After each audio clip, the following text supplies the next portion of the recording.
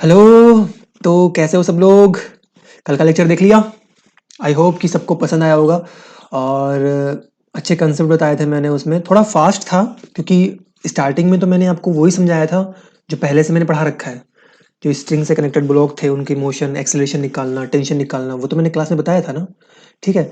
अब उसके बाद में फिर हमने जो नया कंसेप्ट पढ़ा पुली वाला, मतलब पुली वाला तो आज पढ़ेंगे।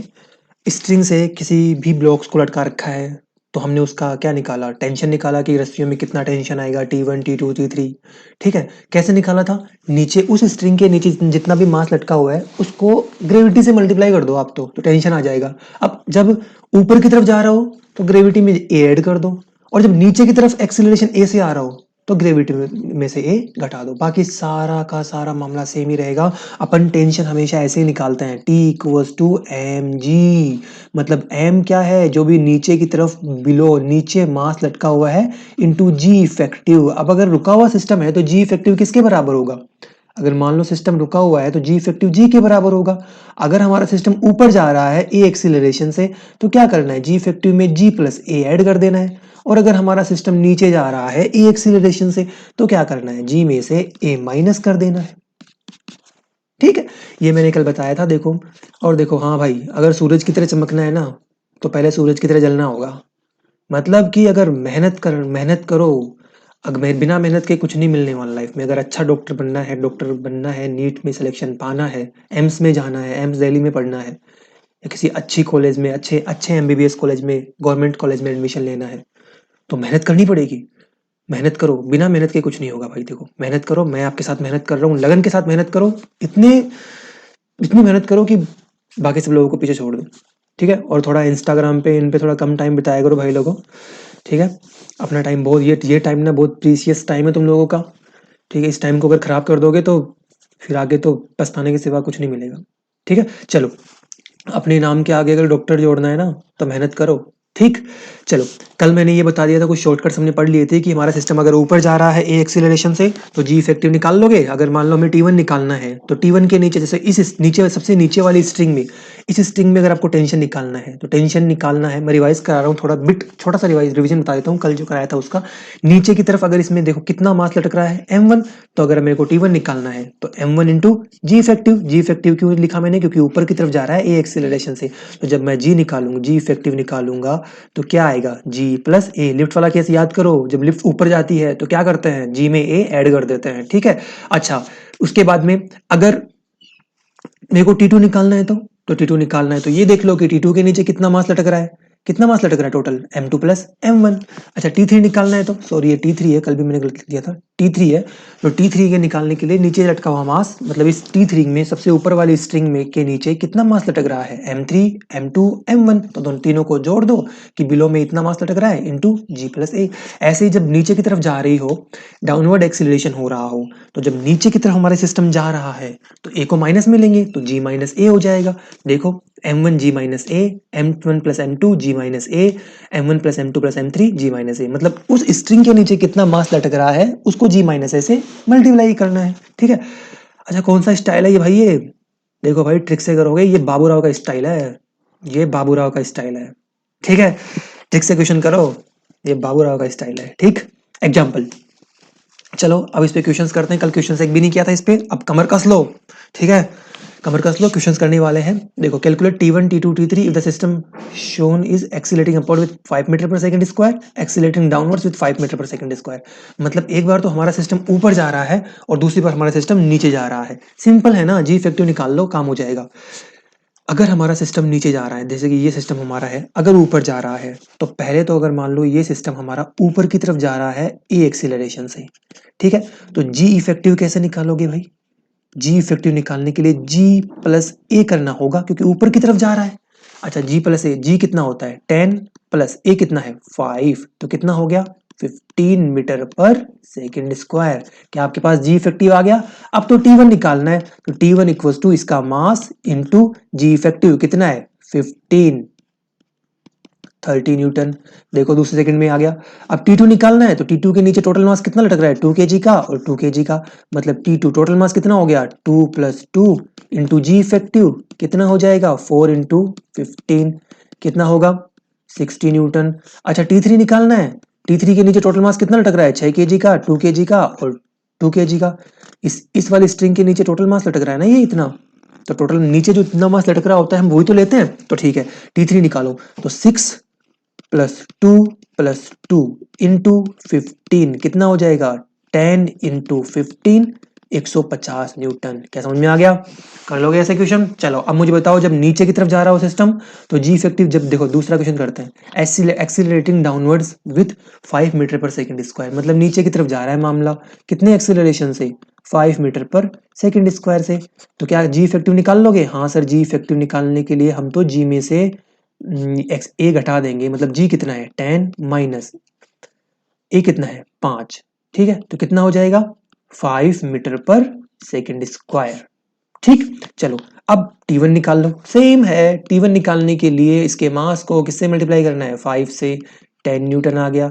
अच्छा T2 निकालना है, तो T2 निकालने के लिए इसके मास को 2 प्लस 2, T2 के नीचे कितना मास लटक रहा है? 4 kg का, इंटू 5 कितना हो जाएगा? 20 न्यूटन। अच्छा T3 निकालना है, T3 निकालने के लिए क्या करना पड़ेगा? 6 प्लस 2 प्लस 2 मल्टीप्लाई 5 कितना हो जाएगा? 50 न्यूटन। ठीक है, अब जहां वो जब ऊपर जा रहा था सिस्टम, आपको लगता है ना जब आप लिफ्ट में बैठते हो और जब लिफ्ट ऊपर जा रही होती है तब वो क्या लगता है कि यार हमारा मास बढ़ गया है। तो यहाँ पर भी तो यही सिस्टम होता है, जब ऊपर जा रहा है तो टेंशन बढ़ जाती है। देखो जब T3 में टेंशन कितनी आ रही है, T3 में कितनी टेंशन आ रही है? T3 में आ रही है 150 न्यूटन, और यहाँ पर T3 में कितनी आ रही है? जब नीचे की तरफ जा रहा है तो 50 न्यूटन। मतलब रस्सी को इतना बल ही नहीं लगाना पड़ रहा, रस्सी को इतना फोर्स ही नहीं लगाना पड़ रहा, रस्सी में इतनी टेंशन डेवलप ही नहीं हो रही, क्योंकि रस्सी पे जो नीचे की तरफ लगने वाला फोर्स है वो कम हो गया। क्यों? क्योंकि हमारा सिस्टम नीचे जा रहा है। जब लिफ्ट नीचे जा रही होती है तो मास घट जाता है, मास डिक्रीज हो जाता है। ठीक है, तो ऐसे क्वेश्चन कर लोगे? कर लोगे? चलो एक और क्वेश्चन करते हैं। Two bodies of mass 2 kg and 3 kg are connected by a string of mass 1 kg। अब यहाँ पर ध्यान रखना कि यहाँ पर आपको स्ट्रिंग का मास भी दे रखा है। If given system is moving upward with acceleration 5 metre per second square. अब यहाँ पर आपको पता लग गया, क्वेश्चन को ध्यान से पढ़ा करो। ये बोल रखा है सिस्टम ऊपर की तरफ जा रहा है, तो जी इफेक्टिव क्या हो जाएगा? जी प्लस ए। ठीक है, 5 मीटर पर सेकंड स्क्वायर से जा रहा है तो पहले ही निकाल लो, जी कितना है? 10 प्लस ए कितना है? 5, तो 15 मीटर पर सेकंड स्क्वायर। मतलब इतना हमारे ऊपर एक्सेलरेशन लगेगा कि जब सिस्टम ऊपर जाएगा तो इतना एक्सेलरेशन लगेगा। भाई जी फैक्टर निकाल लिया। Then find tension at point A B and C. देखो आपको यहाँ पर एक डायग्राम दे रखा है। डायग्राम में क्या बता रखा है कि एक 3 kg का ब्लॉक है, एक 2 kg का ब्लॉक है, एक 2 kg का ब्लॉक है, एक 3 kg का ब्लॉक है। दोनों को एक 1 किलोग्राम की स्ट्रिंग से कनेक्ट कर रखा है। अब यहाँ पे स्ट्रिंग का मास भी दे रखा है और अपने से पूछा है कि टी सी, मतलब इस पॉइंट पे कितनी टेंशन आएगी। ठीक है, टी बी मतलब इस पॉइंट पर कितनी टेंशन आएगी, और टी सी ए मतलब इस पॉइंट पर कितनी टेंशन आएगी।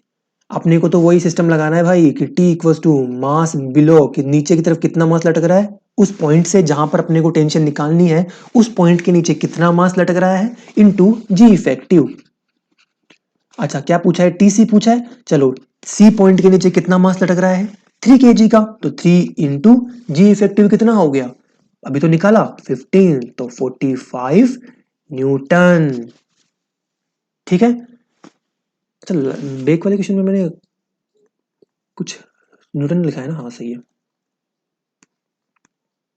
ठीक है, तो 45 न्यूटन। अच्छा टी बी निकालना है, तो टी बी मतलब बी पॉइंट के ऊपर टेंशन निकालना है, तो बी पॉइंट के नीचे जितना भी मास लटक रहा है। अब यार यहाँ पर पूरी स्ट्रिंग का मास है 1 kg।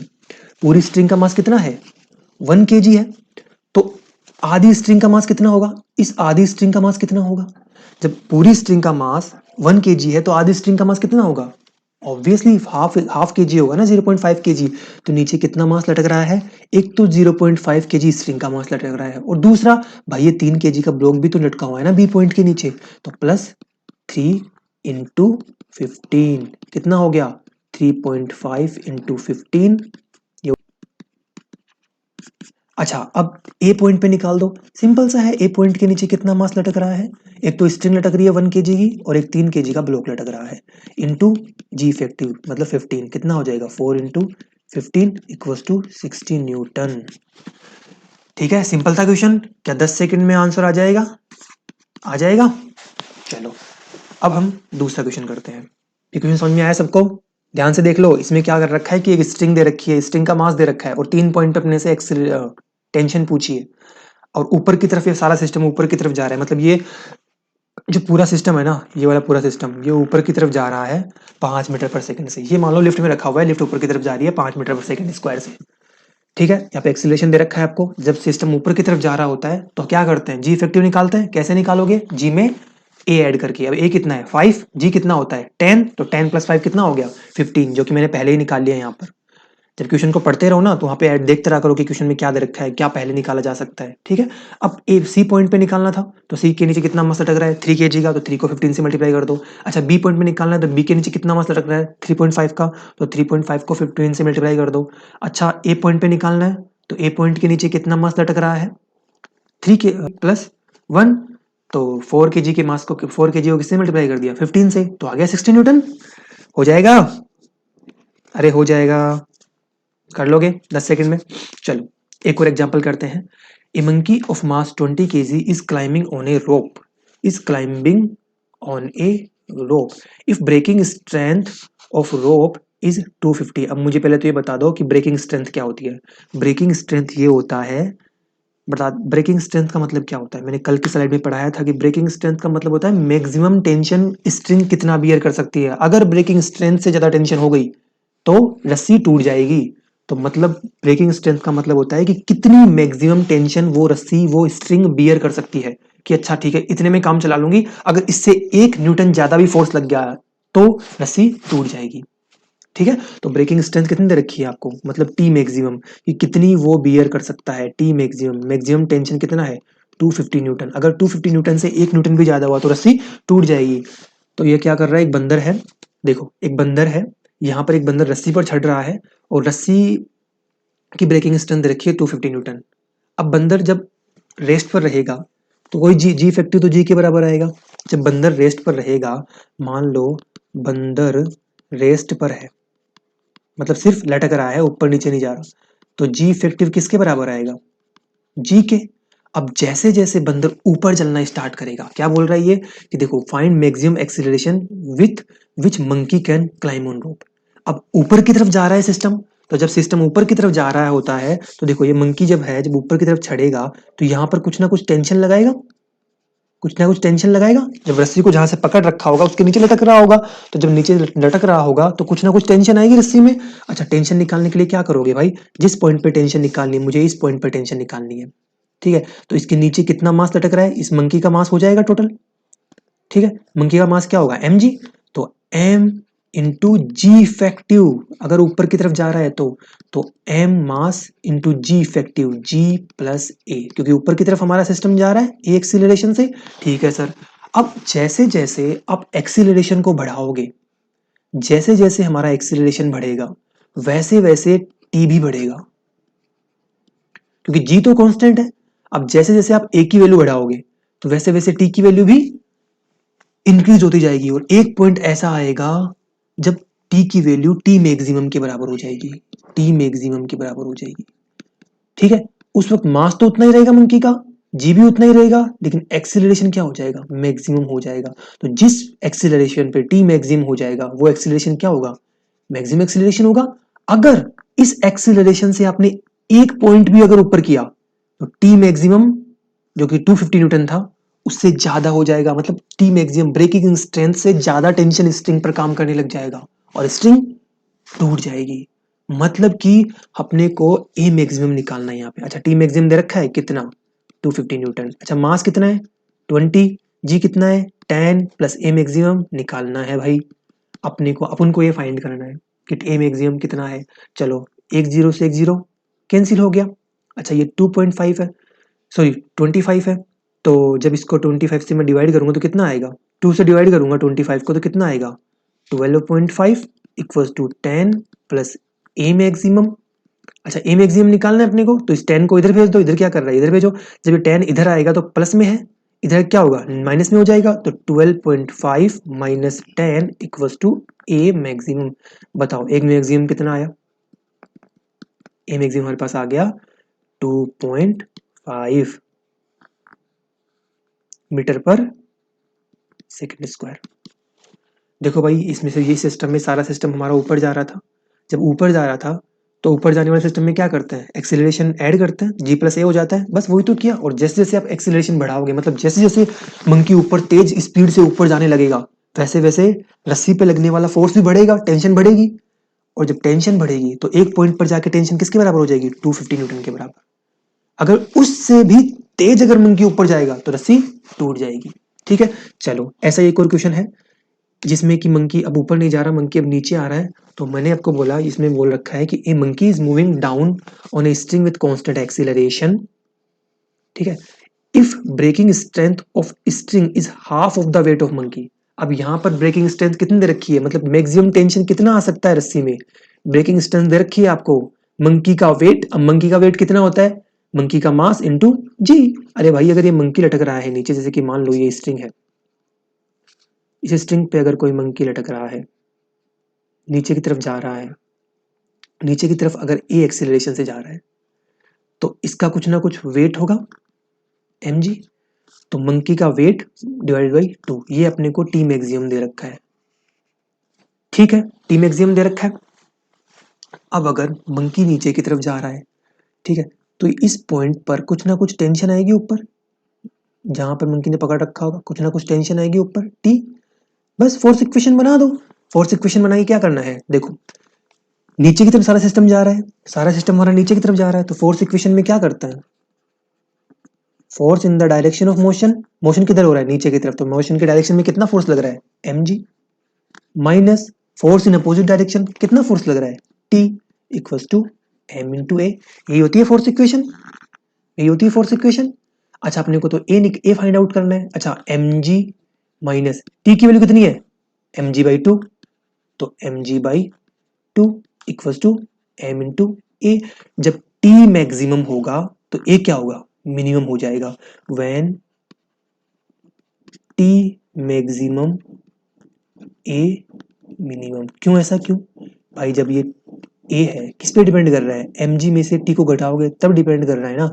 तो जब मान लो mg की वैल्यू 5 है, मान लो mg की वैल्यू 10 है, t की वैल्यू 0 है, तो कुछ a आएगा।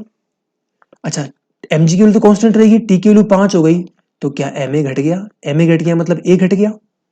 ठीक है, अच्छा जैसे जैसे आप टी की वैल्यू बढ़ाते जा रहे हो, 7 कर दी, तो क्या एक्सीलरेशन कम नहीं हो रहा है, यहाँ पर एक्सीलरेशन कम नहीं हो रहा। जैसे जैसे आप टी की वैल्यू बढ़ा रहे हो, जैसे जैसे आप टी की वैल्यू बढ़ा रहे हो, वैसे वैसे एक की वैल्यू कम नहीं हो रही। तो जब टी मैक्सिमम होगा, जब टी मैक्सिमम होगा तो एक्सीलरेशन क्या होगा, मिनिमम।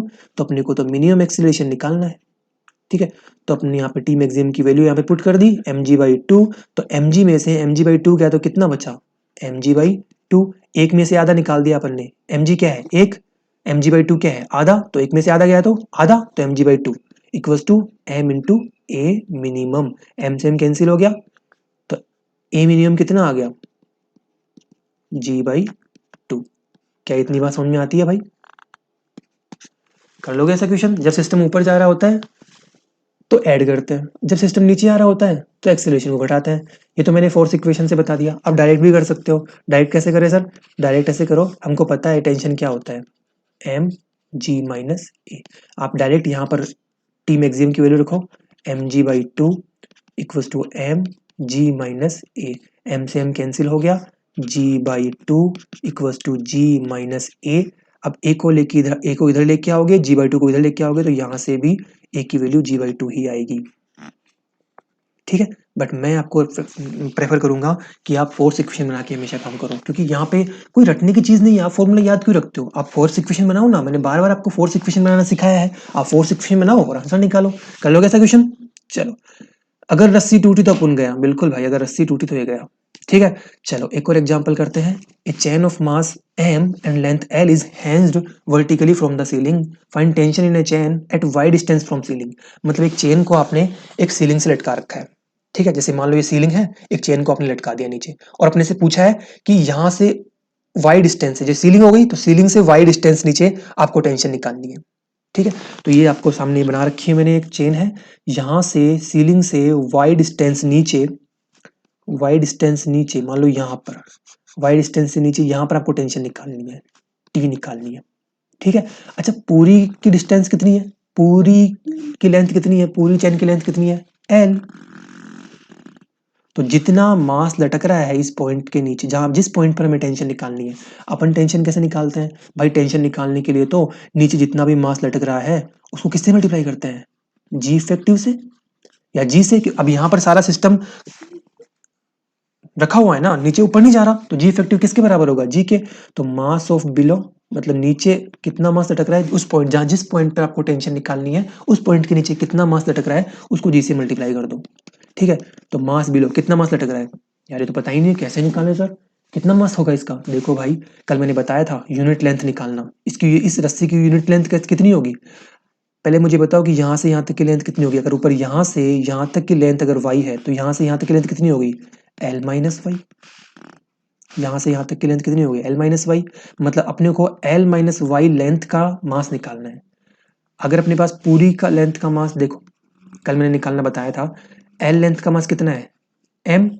तो 1 मीटर लेंथ का मास कितना होगा, m बाई एल। इस l को नीचे ले जाएंगे, ठीक है। तो 1 मीटर लेंथ का मास कितना होगा, m बाई एल। तो अपने को तो कितनी लेंथ का निकालना है, l माइनस वाई लेंथ का। तो दोनों साइड में l माइनस वाई से मल्टीप्लाई कर दो, तो m by L into L minus Y. थोड़ा सा सोल्व कर लो इसको। अगर l को मैं अंदर लेके जाऊंगा तो क्या बचेगा, m, l में l से l डिवाइड हो गया, 1 माइनस वाई बाई एल। क्या इसमें समझ में आया, क्या समझ में आया आपको। तो l माइनस वाई लेंथ का मास कितना हो गया, m 1 minus y upon l. ठीक है, चलो मास निकल गया, m 1 minus y upon l into g. बस ये आपका आंसर आ गया। कुछ नहीं करना भाई, जहां पर भी टेंशन पूछे ना उसके नीचे का मास निकाल लो और उसको जी से मल्टीप्लाई कर दो। यही तो फॉर्मूला लगाया मैंने कि T equals to M below into G effective. नीचे की तरफ इस पॉइंट के नीचे टोटल कितना मास लटका हुआ है, इससे नीचे का जितना मास है उसको जी से मल्टीप्लाई कर दो, आ जाएगा। ठीक है, समझ में आया क्वेश्चन। ठीक है, एक इंपॉर्टेंट बात बता देता हूं भाई मैं आपको, अपना टेलीग्राम चैनल है फिजिक्स पोडियम के नाम से।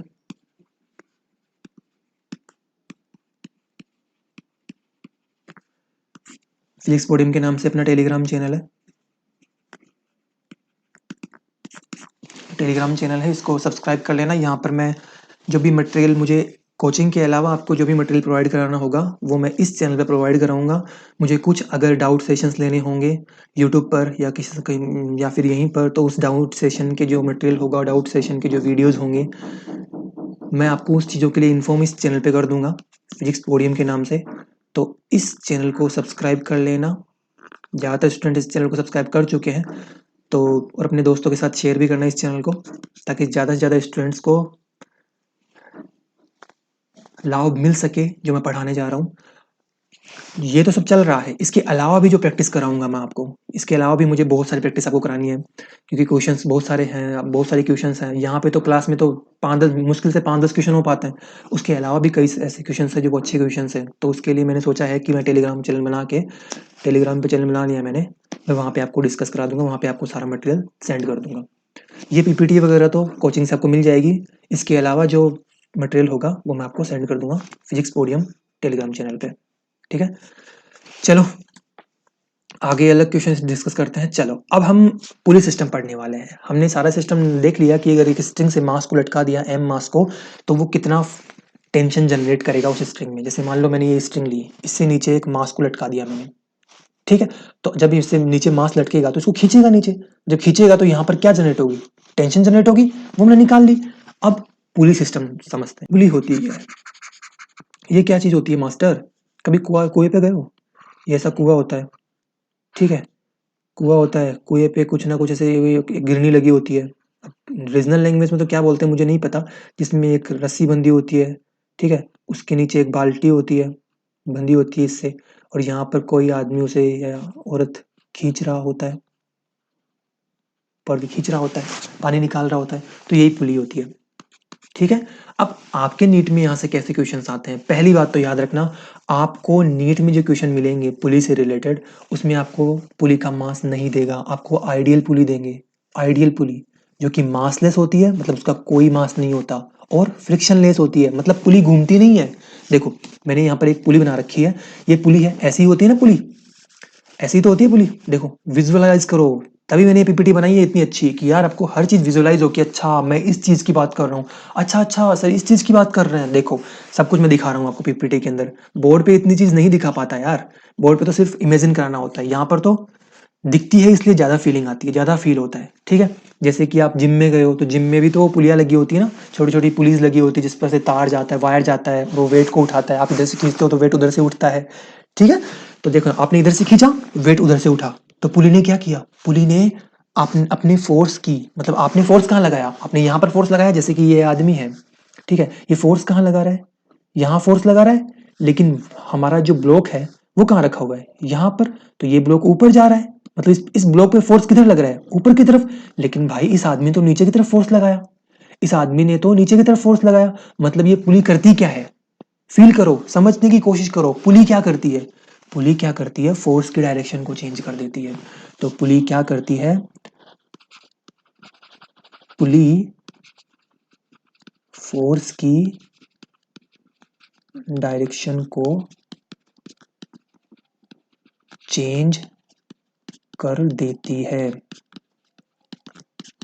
ठीक है, अब देखो मैंने बता भी रखा है कि आइडियल पुली जो होती है वो मासलेस होती है, फ्रिक्शनलेस होती है, उसका कोई भी मास नहीं होता है और कोई भी फ्रिक्शन नहीं होता है। मतलब यहाँ पर जो पुली होती है, अगर मैं उसके ऊपर कोई रस्सी बांधूंगा, रस्सी रस्सी अगर खींचूंगा उसके ऊपर से, जो कुएं की पुली होती है ना वो फ्रिक्शनलेस नहीं होती है। जब आप उसके ऊपर से रस्सी खींचते हो तो पुली भी घूमती है उसके साथ, लेकिन यहाँ पर फ्रिक्शनलेस है, मतलब रस्सी फिसलती रहेगी उस पर से, उस पर से। मतलब ये रस्सी दिख रही है ना आपको इसमें, ये रस्सी फिसल जाएगी लेकिन पुली नहीं घूमेगी। तो यहाँ पर ये फ्रिक्शनलेस पुली है हमारी, मतलब यहाँ पर pulley does not rotate, pulley does not rotates. ठीक है, दूसरी चीज है मासलेस होती है, मतलब पुली का कोई भी मास नहीं होता है। आपकी नीट में कोई भी ऐसा क्वेश्चन नहीं आता जिसमें पुली का मास दे रखा हो। यूएसएस वगैरह बड़ी हाई स्टैंडर्ड की बुक है, उसमें दे रखा होते, ऐसे क्वेश्चन दे रखे होते, लेकिन अपने को कचरा नहीं पढ़ना ना यार। देखो अभी आप ऐसे सोचोगे यार सर कचरा क्यों बोल रहे हैं, हम तो पढ़ रहे हैं अच्छी बात है, लेकिन आपकी एग्जाम के अलावा, मतलब आपके एग्जाम के सिलेबस के अलावा जो भी आप पढ़ रहे हो ना वो कचरा है आपके लिए, क्योंकि वो आपके एग्जाम में काम नहीं आएगा। और जो चीज काम में नहीं आएगी वो कचरा है, मेरे हिसाब से तो कचरा है। क्योंकि मैंने एग्जाम क्लियर किया है, मैंने आईआईटी क्लियर किया है, मुझे पता है कि जितना आपका सिलेबस है ना उतना पढ़ लो, आपका एग्जाम क्लियर हो जाएगा। ज्यादा फालतू का कचरा दिमाग में भरोगे तो कचरे से दिमाग भर जाएगा और मेन चीजें आपके दिमाग में नहीं जा पाएगी। इसलिए मैं आपको वही चीज पढ़ा रहा हूँ जो आपके एग्जाम के लिए इंपॉर्टेंट है। आपके एग्जाम में नीट में जितने भी क्वेश्चंस पढ़ेंगे सारे यहाँ से पढ़ेंगे, इससे बाहर एक भी क्वेश्चन नहीं पड़ेगा, इन कंसेप्ट से बाहर एक भी क्वेश्चन नहीं पड़ेगा। इसलिए कहीं पर आपने कुछ कंसेप्ट देख लिया और फिर घबरा गए कि यार सर ऐसा तो हमको कुछ बताया ही नहीं, क्योंकि वो चीज़ आपके नीट के लिए इंपॉर्टेंट नहीं है। किसी एग्जाम को देने से पहले उस एग्जाम के पैटर्न को समझना सीखो कि इस एग्जाम में क्वेश्चंस कैसे आते हैं। मैं यहाँ पर जो क्वेश्चंस कराता हूँ वो लास्ट ईयर्स के क्वेश्चंस भी कराता हूँ, जितने क्वेश्चन ये लास्ट के क्वेश्चंस कराए ना मैंने, लास्ट जो अभी अभी आपको क्वेश्चंस कराए, मैंने क्वेश्चन डिस्कशन किया है, वो सारे क्वेश्चंस आए हुए ही हैं। मैं सारे क्वेश्चन आपको नीट के ही करा रहा हूँ जो आए हुए हैं, बहुत सिंपल सिंपल क्वेश्चन है, 5-5 सेकंड में हो जाते हैं।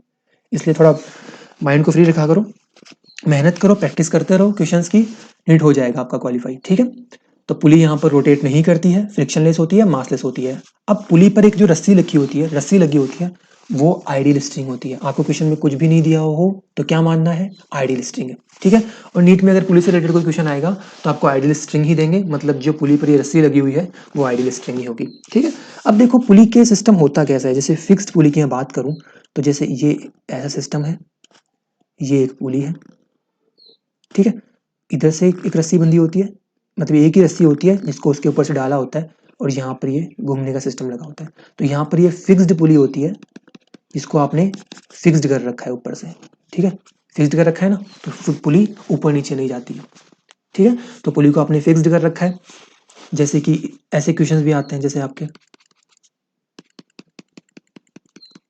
मतलब आपके पुली बना देंगे एक, मतलब यहाँ पर मैंने फिक्स्ड कर दिया पुली को, ये बांध दिया यहाँ पर, तो पुली ऊपर नीचे नहीं जाएगी। ठीक है, इसके ऊपर एक रस्सी बांध दिया आपने। ठीक है, पुली होती है हमारी, फिक्स्ड पुली होती है, ये दोनों फिक्स्ड पुली है, आपने फिक्स कर दिया इसको एक एंड पे। ये पुली हमारी कहीं जा नहीं सकती, पुली कहीं मूव नहीं कर सकती। ठीक है, दूसरे सिस्टम वो भी होते हैं जिसमें पुली मूव कर रही होती है। ठीक है, तो मैं मूवेबल पुली की भी बात नहीं कर रहा हूँ, मैं फिक्स्ड पुली की भी बात कर रहा हूँ। ठीक है, जो भी हम क्वेश्चन करेंगे वो भी फिक्स्ड पुली पे करेंगे, मूवेबल पुली की मैं बात नहीं कर रहा हूँ। देखो मैंने यहाँ पर लिख भी रखा है, the only function of frictionless pulley is to change the direction of force through string, तो मैंने बताया ना यहाँ पर अभी कि पुली जो होती है फोर्स की डायरेक्शन को चेंज कर देती है। आपने यहाँ पर फोर्स लगाया तो यहाँ पर स्ट्रिंग बंधी हुई है, तो स्ट्रिंग के द्वारा, स्ट्रिंग के माध्यम से इसने क्या किया, इस ब्लॉक पे ऊपर की तरफ फोर्स लगा दिया। मतलब फोर्स तो आप नीचे की तरफ लगा रहे हो, लेकिन फोर्स लग किधर रहा है, ऊपर की तरफ। तो स्ट्रिंग ने क्या किया, फोर्स की डायरेक्शन को चेंज कर दिया। चलो सिंपल क्वेश्चंस हैं, सिर्फ वैसे ही करने हैं, बस फोर्स की डायरेक्शन चेंज हो जाएगी। इसलिए अपने को दो चीज निकालना है, एक्सेलरेशन निकालना है, टेंशन निकालना है। दो चीज पूछेगा आपसे इसमें कि एक तो एक्सेलरेशन निकाल के बता दो, एक टेंशन निकाल के बता दो। वही दो चीजें सेम इसमें पूछेगा। ठीक है, चलो to find acceleration of the system, आपको एक्सेलरेशन निकालना सिस्टम का। टेंशन इन द स्ट्रिंग, देखो ये एक सिस्टम दे रखा है आपको, tension in the string connecting the blocks, reaction force on the pulley with the string connected to the ceiling. देखो यहाँ पर आपसे क्या क्या पूछा है। मैं यहाँ पे, ये एक स्टैंडर्ड एग्जांपल है, मतलब सारा कंसेप्ट समझा रहा हूँ आपको, ये कंसेप्ट का ही क्वेश्चन है। इस कंसेप्ट को समझ लोगे ढंग से तो सारे क्वेश्चन आगे इजी हो जाएंगे आपके। ठीक है, देखो ये एक पुली दे रखी है, यहाँ पे मैंने इसको फिक्स्ड कर रखा है, नीचे ये यहाँ पे फिक्स्ड है, पुली फिक्स्ड है, यहाँ पर पुली बना रखी है, यहाँ पर फ्री भी है घूमने के लिए, लेकिन फ्रिक्शनलेस पुली है तो ये घूमेगी नहीं, बस ये रस्सी ऊपर नीचे जाएगी। मतलब ये जो ब्लॉक है अगर नीचे जाएगा तो ये ऊपर, ये ब्लॉक ऊपर जाएगा। अब थोड़ा फील करके देखो कि अगर मैं इस ब्लॉक को नीचे की तरफ खींचूंगा, देखो यहाँ पर मेरे को दे रखा है कि m1 is greater than m2, मतलब m1 ब्लॉक का जो मास है वो m2 ब्लॉक के मास से ज्यादा है। अच्छा, कभी उस चीज पे बैठे हो आप? अब मतलब कभी झूला वूला झूलने गए हो, या फिर गार्डन्स में, स्कूलों में, वो एक मशीन नहीं होती जिसपे एक नीचे जमीन पे एक डंडा होता है और एक फंटा सा लगा होता है, उस पे इधर की तरफ एक आदमी बैठता है और इधर की तरफ एक आदमी बैठता है। जिसका मास ज्यादा होगा, मान लो इसका मास है 10 kg का, इसका मास है 5 kg का, तो ये ऐसे हो जाएगी, ये ऊपर चला जाएगा। ऐसे होता है ना, जैसे मान लो मैंने इसके ऊपर रख दिया, इधर रख दिया कुछ, तो ऐसे ऐसे नहीं होता, वो होता है ना। जो गार्डन वगैरह में नहीं रखी होती क्या वो मशीन, जिसपे इधर की तरफ बैठ गए, झूलते भी हैं उस पे, इधर बैठ के दो बच्चे, वो ऊपर कर रहा है, वो इसके नीचे कर रहा है, वो इसको ऊपर कर रहा है, वो इसके नीचे कर रहा है। ठीक है, तो जिसका मास ज्यादा होगा वो नीचे चला जाएगा, और जिसका मास कम होगा वो ऊपर चला जाएगा। अच्छा, मतलब इस सिस्टम में एक फोर्स तो ड्राइवर का काम कर रहा है, मतलब एक का वेट तो ड्राइवर का काम कर रहा है, और एक का वेट क्या कर रहा है, वो ऑब्जर्व कर रहा है मोशन को। ठीक है, अपोज कर रहा है। अच्छा देखो, ये 10 kg का मास था, इसका 10 kg का मास था, नीचे गया, लेकिन इसको ऐसा लगेगा ना कि यार जोर आ रहा है मुझे, क्यों, क्योंकि इधर ये 5 kg का बैठा हुआ है। अब मान लो मैंने इसको 6 kg का कर दिया तो धीरे धीरे नीचे जाएगा। अब मैंने इसको 7 kg का कर दिया तो और धीरे धीरे नीचे जाएगा। मतलब इसके नीचे जाने की मोशन को अपोज कौन कर रहा है, इधर बैठा आदमी, इधर बैठे आदमी का वेट mg। इसी प्रकार पुली में होता है। देखो पुली में अगर m1 का मास जो है वो m2 से ज्यादा है, तो m1 मास, जैसे मैंने मान लो एक पुली पे इधर की तरफ एक ब्लॉक लटका दिया, इधर की तरफ ब्लॉक लटका दिया, अब अगर इधर वाले का वेट इधर वाले से ज्यादा है तो हमारी पुली कैसे जाएगी, ऐसे ऐसे जाएगी ना। जैसे कि मान लो एक ब्लॉक ये लटका हुआ है, एक ब्लॉक ये लटका हुआ है, ऊपर स्ट्रिंग से बंधे हुए दोनों, ठीक है, पुली पे लटके हुए हैं, सेम वही क्वेश्चन है। फील करो, जब इसका मास, इस वाले का मास अगर इस वाले से इस वाले ब्लॉक के मास से ज्यादा हो गया तो कैसे जाएंगे, जैसे मैंने इनको छोड़ा, जैसे मैंने इसको छोड़ा ऐसे तो जाएंगे। ठीक है, तो देखो अगर इस पे नीचे की तरफ कितना फोर्स लग रहा है ग्रेविटी का, m1g, इस पे कितना लग रहा है m2g लग रहा है, तो m1 ग्रेटर देन है m2 से। अगर ये वाला वेट जो है वो इस वाले वेट से ज्यादा है, अगर इसका मास इस वाले मास से ज्यादा है, तो हमारा सिस्टम जाएगा किधर, नीचे की तरफ। मतलब इधर नीचे की तरफ जाएगा ये सिस्टम, मतलब ये मूव किधर करेगा, इधर की तरफ मूव करेगा, तो किसी ना किसी एक्सेलरेशन से मूव करेगा। अरे भाई किसी ना किसी एक्सेलरेशन से मूव करेगा ना। जब कोई सिस्टम मूव करता है तो हम क्या निकालते हैं, वेलोसिटी निकालते हैं, उसका एक्सेलरेशन निकालते हैं। ठीक है, तो किसी ना किसी एक्सेलरेशन से नीचे जाएगा। ठीक है भाई, जब ये नीचे जाएगा तो ये ऊपर जाएगा, जब ये वाला ब्लॉक नीचे जाएगा तो ये वाला ब्लॉक ऊपर जाएगा। अब ये एक ही स्ट्रिंग से कनेक्टेड है, आइडियल स्ट्रिंग से कनेक्टेड है। ठीक है, अब अगर आइडियल स्ट्रिंग से कनेक्टेड है तो इस स्ट्रिंग का हर पॉइंट, इस स्ट्रिंग का हर पॉइंट कितने एक्सेलरेशन से मूव कर रहा होगा, ए से ऐसे ही कर रहा होगा ना भाई, ऐसे ही कर रहा होगा, ऐसे ही कर रहा होगा। तो अगर ये ऊपर ऐसे जा रहा है तो ये वाले सारे पॉइंट पे किससे जा रहे होंगे, ऐसे जा रहे होंगे। ठीक, अच्छा ठीक है। अब अगर इस M2 ब्लॉक पर नीचे की तरफ अगर M2G वेट लग रहा है तो इस स्ट्रिंग को नीचे की तरफ खींच रहा होगा, तो इस स्ट्रिंग में ऊपर की तरफ इस पॉइंट पे कुछ ना कुछ टेंशन आएगा, ना कुछ टेंशन आएगा। अब अगर जितना टेंशन यहाँ पर आएगा, पुली से ये कांटेक्ट में है तो उतना ही टेंशन नीचे की तरफ पुली लगाएगी इस पर। टी, ठीक है। जहां पर भी कांटेक्ट होता है वहां पर कुछ ना कुछ कांटेक्ट फोर्स आता है, तो नीचे की तरफ कितना फोर्स लग रहा होगा, टी। अच्छा ठीक है, यहाँ पर ये M1G है, M1 ब्लॉक है, तो M1 ब्लॉक पर कितना नीचे की तरफ वेट लग रहा है, M1G। तो ऊपर की तरफ रस्सी को खींच रहा होगा ना ये नीचे की तरफ, तो रस्सी में टेंशन आएगा, कितना आएगा, ऊपर की तरफ, टी। अब आप बोलोगे सर आपने टी टी ही क्यों लिखा है हर जगह, आपने हर जगह टेंशन टी ही क्यों लिखा है, क्योंकि मुझे पता है भाई कि ये आइडियल स्ट्रिंग है, और जब आइडियल स्ट्रिंग को खींचा जाता है तो हर पॉइंट पर टेंशन क्या रहता है, सेम रहता है। तो यहाँ पर भी टी रहेगा, यहाँ पर भी टी रहेगा, यहाँ पर भी टी ही रहेगा, हर पॉइंट पर टेंशन सेम रहेगा। अब देखो इस थोड़ा क्लीन कर देता हूँ डायग्राम को ताकि आपको अच्छा समझ में आए। ठीक है, तो नीचे की तरफ कितना फोर्स लग रहा है, टी। देखो अब मैं अलग से वापस समझाता हूँ इस चीज को। देखो भाई, ये वाला हमारा ब्लॉक है, ये स्ट्रिंग है हमारी, ठीक है, जिससे कि हमने लटका रखा है नीचे मास। ये है M1 ब्लॉक, ये है M2 ब्लॉक। ठीक है, हमको बता रखा है कि M1 ब्लॉक जो है वो M2 ब्लॉक से ज्यादा मास का है, तो ये नीचे नीचे लेके जाएगा इस सिस्टम को ए एक्सेलरेशन से। जब नीचे ये वाला ब्लॉक ए एक्सेलरेशन से जाएगा तो ये वाला ऊपर ब्लॉक कितने एक्सेलरेशन से जाएगा, ए से ही जाएगा, क्योंकि आइडियल स्ट्रिंग है, इनएक्सटेंसिबल होती है। तो जिस जिस स्पीड से ये नीचे आएगी उसी स्पीड से ये ऊपर जाएगी, तो जिस एक्सेलरेशन से ये आएगा उस एक्सेलरेशन से ही ये वाला ब्लॉक ऊपर जाएगा। ठीक है भाई, अब ये वाला ब्लॉक M2 ब्लॉक है, इसमें नीचे की तरफ धरती कुछ फोर्स लगा रही होगी, कितना, M2G। ठीक है, तो ऊपर इस स्ट्रिंग में कितना टेंशन आएगा, टी। अच्छा, इस वाले ब्लॉक पर भी धरती कुछ ना कुछ फोर्स लगा रही होगी, M1G। तो ऊपर इस पे कितने टेंशन आएगी, कुछ ना कुछ टी आएगा।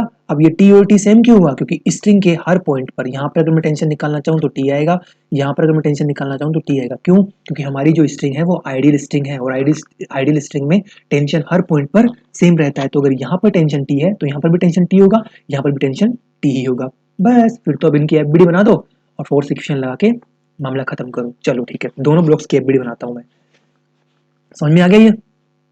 ठीक है, अब चलो, अगर मैं एफबीडी बनाता हूँ, मैं इसको थोड़ा उठा के साइड में कर देता हूँ सारे मामले को। ठीक है, तो पहले मैं M1 ब्लॉक की एफबीडी बनाता हूँ। ये मेरे पास M1 ब्लॉक है, M1 ब्लॉक। इस M1 ब्लॉक पे ऊपर की तरफ कितना फोर्स लग रहा है, टी। नीचे की तरफ फोर्स कितना लग रहा है, M1G। ठीक है, अच्छा ये सारा सिस्टम जा किधर है, मूव किधर हो रहा है, नीचे की तरफ, ए से। चलो फोर्स इक्वेशन बनाओ। Force in the direction of motion कितना हो गया, M1G minus force in opposite direction T equals to mass M1 into acceleration. ये इक्वेशन नंबर फर्स्ट आ गई हमारे पास। हम कंसेप्ट समझ रहे हैं, सारे इक्वेशन हम ट्रिक से करेंगे, ये सिर्फ कंसेप्ट समझा रहा हूँ मैं आपको कि कैसे निकलता है ट्रिक। ट्रिक में जो हम फॉर्मूला यूज करेंगे वो कहाँ से निकलता है, हमको पूरा मेथड ही पता होना चाहिए ना पहले तो, कि मान लो कहीं अगर आप फॉर्मूला भूल जाओ तो मेथड से निकाल तो सकूं। तो सबसे पहले हम ट्रिक को समझेंगे, सबसे पहले हम कंसेप्ट को समझेंगे कि कैसे निकाला जाता है। ठीक है, चलो अब आप M1 M2 ब्लॉक की निकाल लो, M2 ब्लॉक की एफबीडी बना दो। तो ये मेरे पास M2 ब्लॉक है, M2 ब्लॉक पर नीचे की तरफ कितना फोर्स लग रहा है, M2 इंटू जी, कौन लगा रही है, धरती माता। अच्छा, M2 ब्लॉक पर ऊपर की तरफ कितना फोर्स लग रहा है, टेंशन लग रही है ना भाई, टी। अच्छा, जा किधर रहा है, ऊपर की तरफ, ये वाला ब्लॉक ऊपर की तरफ जा रहा है ना। ठीक है, क्योंकि एक ब्लॉक अगर नीचे जाएगा तो दूसरा ब्लॉक किधर जाएगा, ऊपर की तरफ। ठीक है, चलो फोर्स इक्वेशन बताओ। Force in the direction of motion, motion किधर हो रहा है, ऊपर की तरफ, तो कैसे लिखोगे, force in the direction of motion T minus force in opposite direction M2 into G equals to इसका मास इंटू एक्सीलरेशन। ये आपके पास इक्वेशन नंबर 2 आ गई। ठीक है, तो इक्वेशन नंबर 2 और इक्वेशन नंबर 1 को हम यूज करेंगे और यहाँ पर एक्सीलरेशन की वैल्यू निकालेंगे by adding first plus second. तो फर्स्ट को सेकंड में अगर ऐड करोगे तो क्या आएगा, M1G minus T equals to M1A। नीचे कौन सी है, नीचे इक्वेशन है हमारे पास T minus M2G equals to M2A। जब दोनों को ऐड करोगे तो ये टी तो टी इससे कैंसिल हो जाएगा, क्योंकि ये पॉजिटिव टी है, ये नेगेटिव में है, तो टी से टी कैंसिल हो गया। अच्छा यहाँ पर ये M1G है, यहाँ पर M2G है।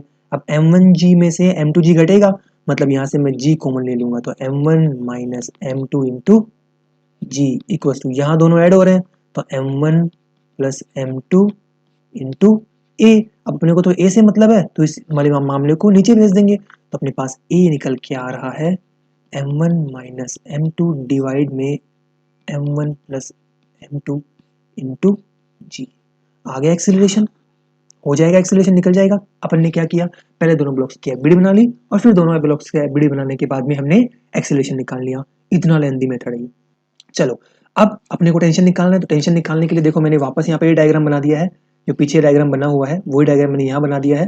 तो डायग्राम में हमारे पास ये एक्सीलरेशन निकल के आया है, हमारे पास एक्सीलरेशन निकल के आया है ना, ये एक्सीलरेशन हमने निकाल लिया है। अब हम इस एक्सीलरेशन को किसी भी एक इक्वेशन में लिख दो, मैंने यहाँ पर इक्वेशन नंबर 2 ले ली है, जिसमें हम इस एक्सीलरेशन को पुट करने वाले हैं। चलो रखो, a की वैल्यू जब हम इक्वेशन नंबर सेकंड में पुट करेंगे तो क्या आएगा, t minus M2G equals to M2, a की वैल्यू कितनी है M1 minus M2 upon M1 plus M2 into G। चलो ठीक है, अब यहाँ से मेरे को तो टेंशन निकालना है कि स्ट्रिंग में कितना टेंशन आएगा, तो इस M2G को उधर ले जाओ, तो T इक्वल्स टू, इसको ऊपर मल्टीप्लाई कर दो, इस M2 को ऊपर मल्टीप्लाई कर दो, ठीक है। तो ऊपर मल्टीप्लाई करोगे तो ये M2 पहले किससे मल्टीप्लाई होगा, M1 से, तो क्या हो जाएगा M1 M2, फिर ये M2 किससे मल्टीप्लाई होगा M2 से, तो माइनस M2 स्क्वायर, ऐसे ही होगा, डिवाइड में M1 प्लस M2। अब बाहर जी भी तो है ना भाई,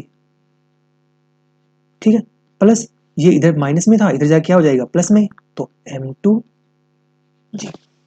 कुछ नहीं किया, सिर्फ इस M2G को इधर लेके गया हूँ और इस M2 को अंदर मल्टीप्लाई किया है मैंने, ठीक है, खुद से करके देखना कॉफी में, समझ में आ जाएगा।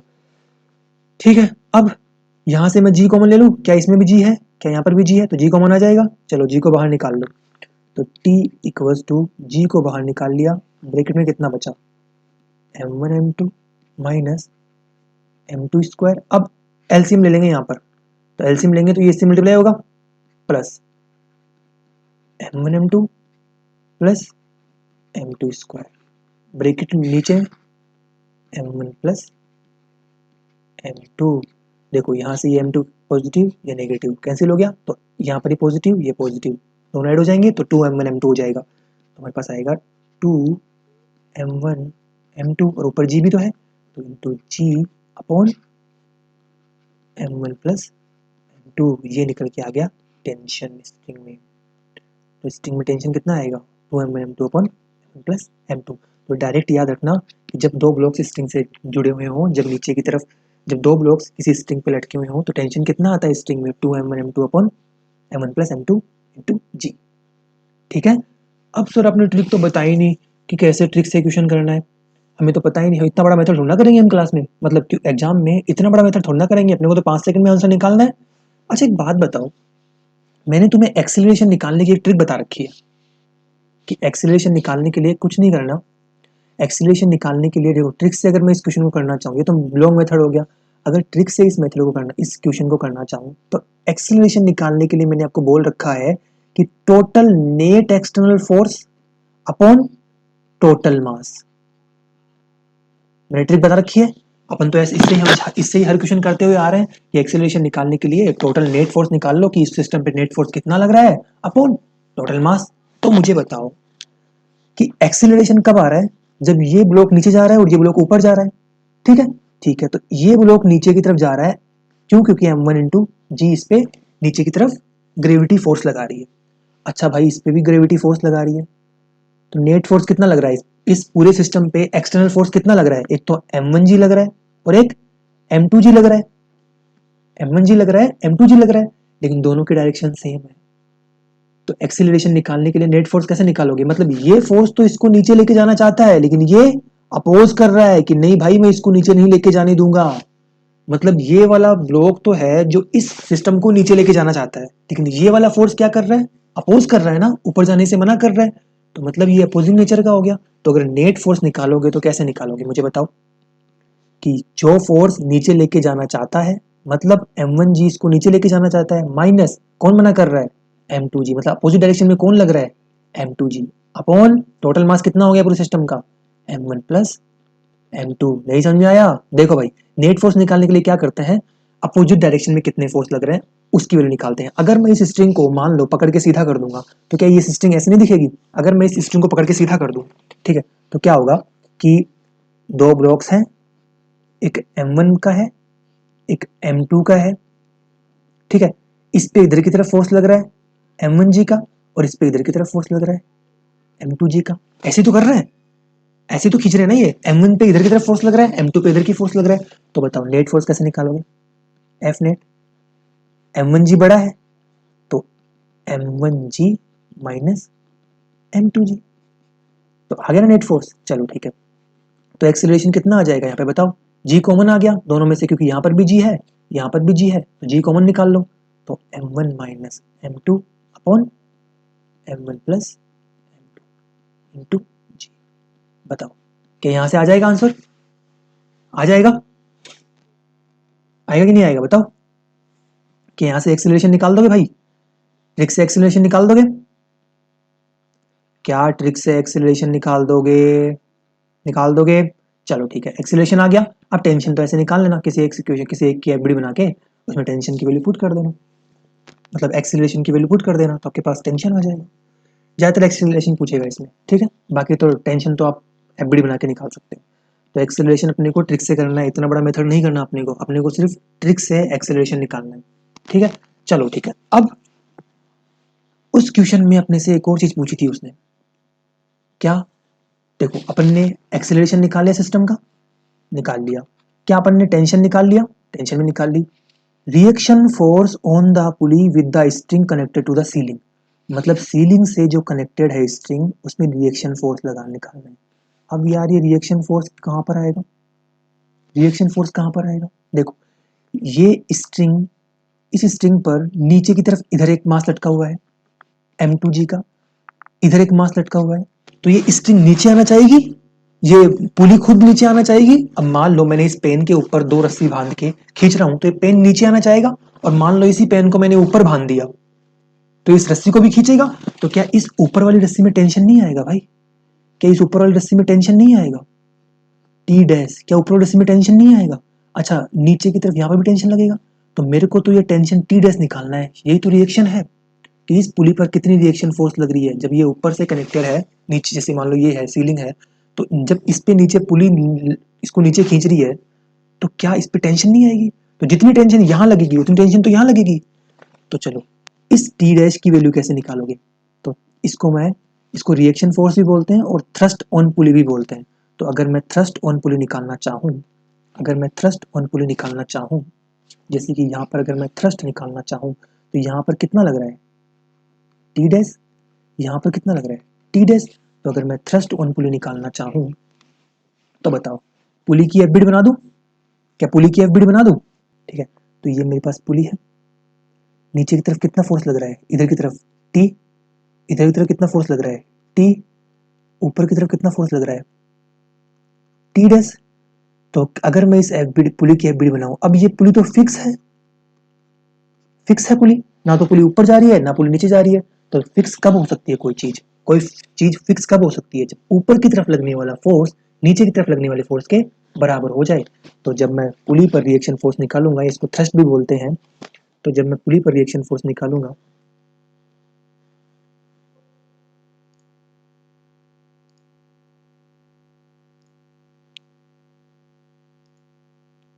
ठीक है, तो थ्रस्ट ऑन पुली जब मैं निकालूंगा, इधर आते हैं अपन नीचे,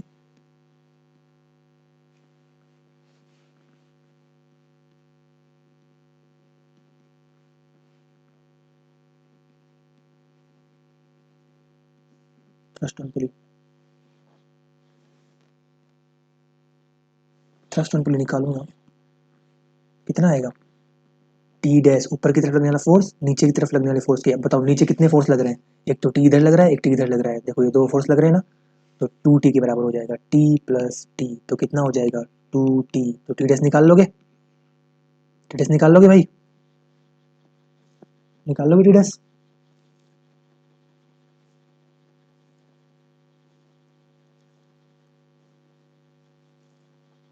ठीक है? चलो आज के लिए इतना ही रखते हैं। ये थ्रस्ट का फॉर्मूला है।